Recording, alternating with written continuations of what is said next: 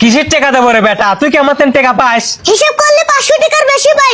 তুমি আমার 5 বছরের উপবর্তী টাকা লিসাও। কে রে বেটা আমার ঝাড়ি দিয়ে কথা করছে, ও যদি ছাল হয় করে পারে আমি ওর বাপ। আমার 5 বছরের উপবর্তী 6000 টাকা দাও। তুই জান হোস সিজারে তোর পিছনে 20,000 টাকা করেছি, হনতেনে 6,000 রায় 14,000 ফেরত দে।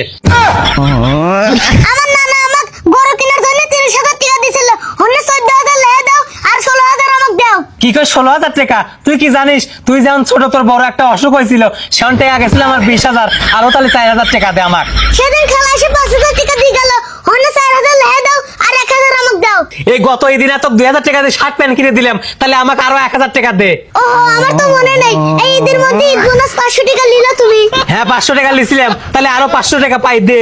আব্বা সদবত তাহলে 1 টাকা পয়সা লাগবে না।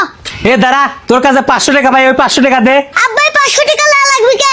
তুমি আমার বিয়ের সময় 1,000 টাকা দিয়ে বিয়ে খাও নে, তাহলে আরো তোমার থেকে 500 টাকা পাবো নে। আরো মূল্য না বুঝে